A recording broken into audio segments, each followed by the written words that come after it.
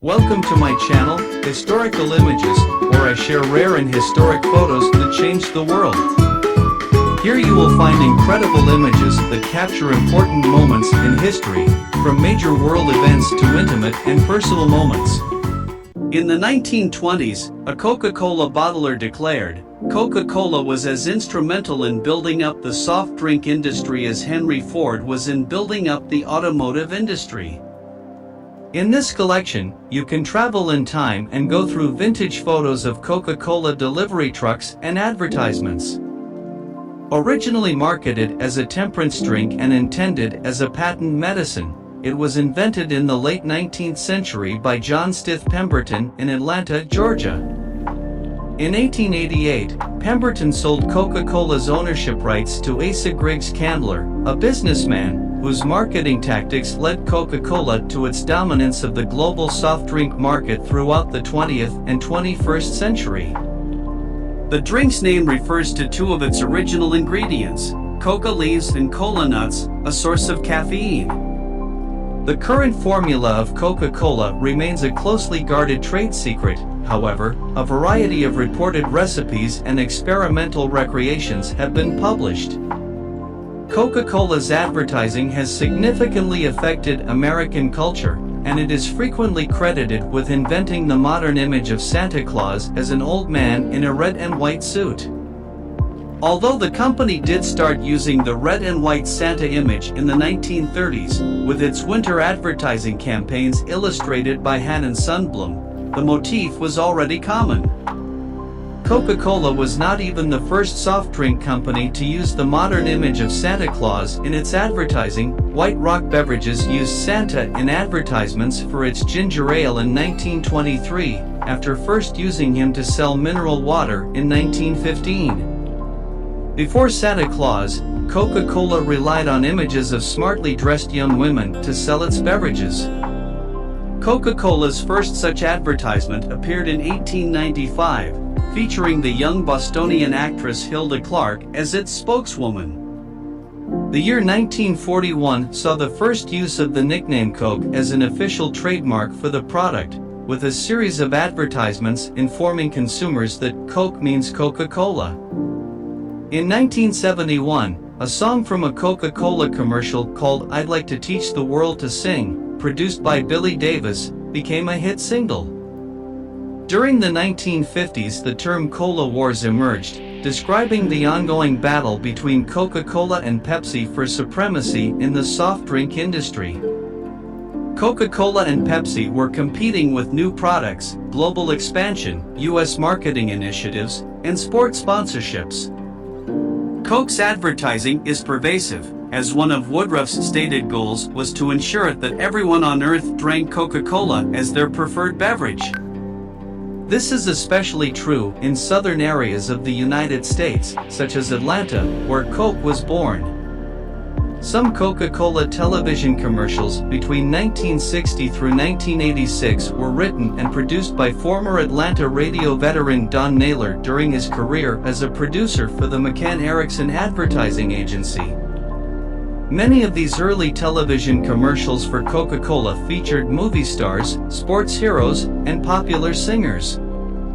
During the 1980s, Pepsi ran a series of television advertisements showing people participating in taste tests demonstrating that, according to the commercials, 50% of the participants who said they preferred Coke actually chose the Pepsi. Coca-Cola ran ads to combat Pepsi's ads in an incident sometimes referred to as the Cola Wars. One of Coke's ads compared the so-called Pepsi Challenge to two chimpanzees deciding which tennis ball was furrier. Thereafter, Coca-Cola regained its leadership in the market. The Coca-Cola logo was created by John Pemberton's bookkeeper, Frank Mason Robinson, in 1885. Robinson came up with the name and chose the logo's distinctive cursive script.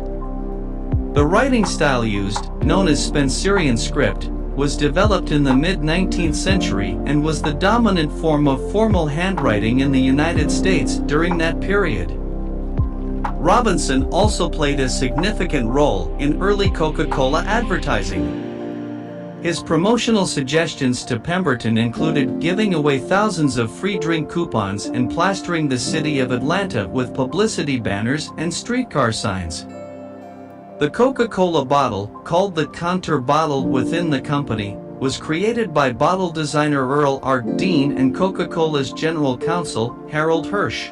In 1915, the Coca-Cola Company was represented by their general counsel to launch a competition among its bottle suppliers as well as any competition entrants to create a new bottle for their beverage that would distinguish it from other beverage bottles, a bottle which a person could recognize even if they felt it in the dark, and so shaped that, even if broken, a person could tell at a glance what it was. Chapman J. Arute, president of the Root Glass Company of Terre Haute, Indiana, turned the project over to members of his supervisory staff, including company auditor T. Clyde Edwards, plant superintendent Alexander Samuelson, and Earl Art Dean, bottle designer and supervisor of the bottle molding room. Root and his subordinates decided to base the bottle's design on one of the soda's two ingredients, the coca leaf or the cola nut, but were unaware of what either ingredient looked like. Dean and Edwards went to the Emmeline Fairbanks Memorial Library and were unable to find any information about coca or cola.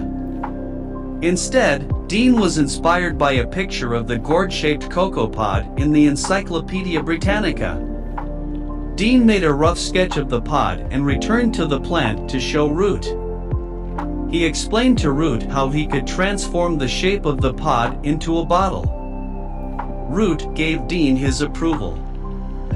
Faced with the upcoming scheduled maintenance of the mold-making machinery, over the next 24 hours Dean sketched out a concept drawing which was approved by Root the next morning.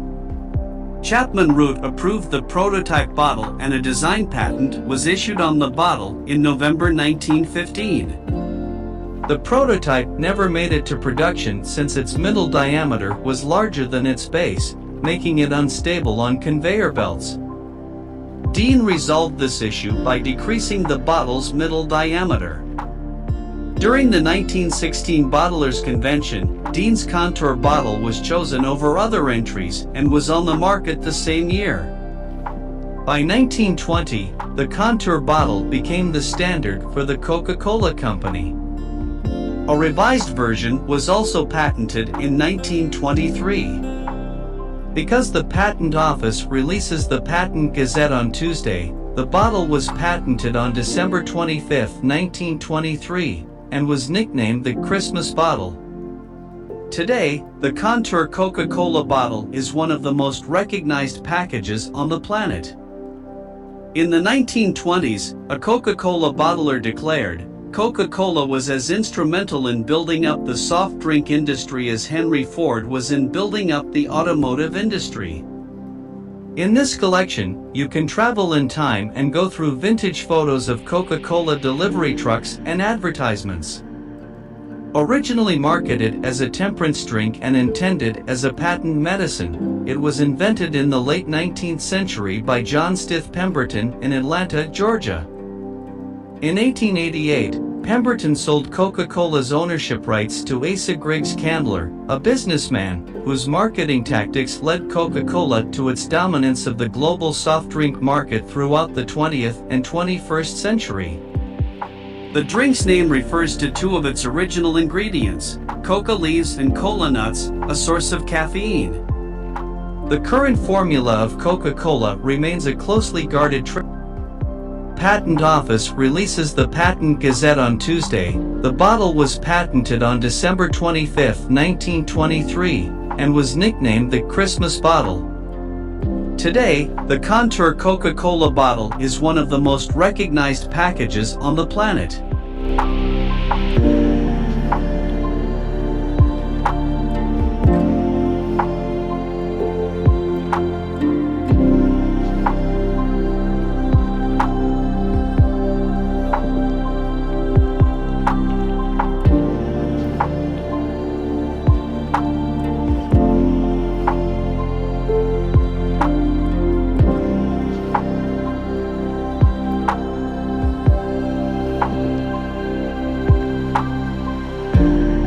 If you right on the channel, leave your like and don't forget to turn on the notification bell to receive my videos.